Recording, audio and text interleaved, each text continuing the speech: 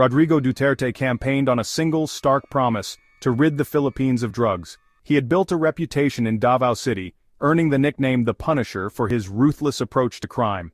Duterte promised swift and brutal justice, a message that resonated with Filipinos weary of rampant crime and a perceived ineffective justice system. Upon assuming the presidency in 2016, he launched his war on drugs. What followed was a period of unprecedented violence and fear. Duterte's campaign targeted not just drug lords but also users and small-time peddlers. The police were given a free hand, with Duterte promising protection from prosecution.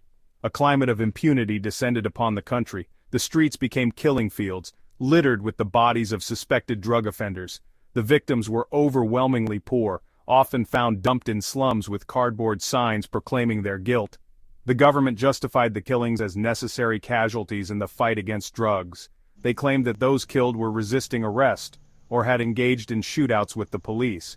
However, human rights groups and international observers disputed these claims. Evidence emerged of widespread extrajudicial killings, with the police planting evidence and fabricating narratives. The government's own statistics painted a grim picture. The official death toll from Duterte's war on drugs remains contested. The Philippine National Police admitted to over 6,000 deaths during police operations. However, human rights groups and independent investigations estimated the true number to be far higher, possibly reaching as many as 30,000. This discrepancy fueled accusations of a state-sanctioned policy of extrajudicial killings. The methods used were often brutal. Witnesses described masked gunmen, often on motorcycles, bursting into homes in the dead of night and dragging suspects away. Bodies were often found bound, tortured, and shot execution style.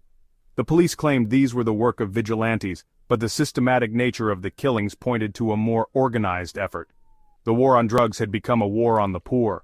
The victims were overwhelmingly from impoverished communities, often those struggling with addiction. The lack of opportunities and resources in these areas made them easy targets. The killings devastated families and communities. Children were left orphaned, wives widowed, and parents left to mourn the loss of their children. The fear was palpable, silencing dissent and paralyzing communities. As the death toll mounted, the international community grew increasingly critical of Duterte's methods. Human rights organizations condemned the killings, calling for an end to the violence and accountability for those responsible.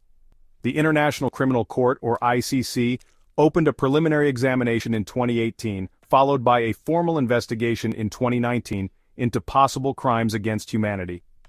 Duterte responded by withdrawing the Philippines from the ICC, claiming it was biased against him and infringed upon Philippine sovereignty. Despite the withdrawal, the ICC continued its investigation, arguing that it retained jurisdiction over crimes committed while the Philippines was a member state. On March 11, 2025, the ICC issued an arrest warrant for Duterte, charging him with crimes against humanity.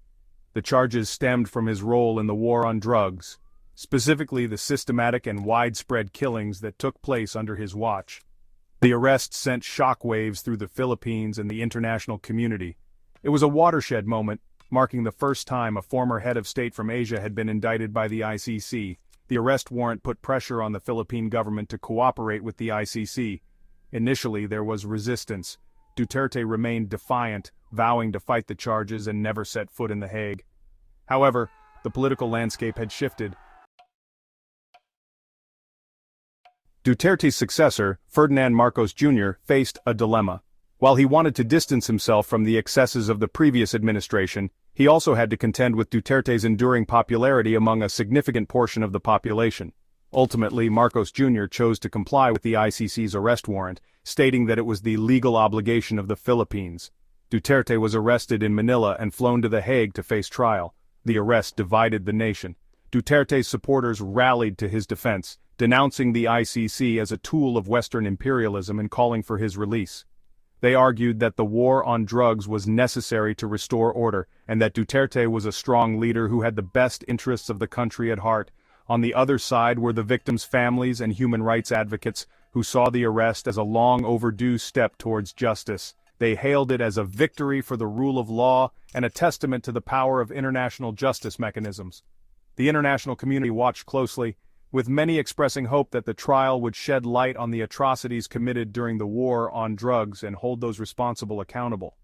Duterte's arrest sent a powerful message that even heads of state are not above the law, and that impunity for human rights abuses will not be tolerated.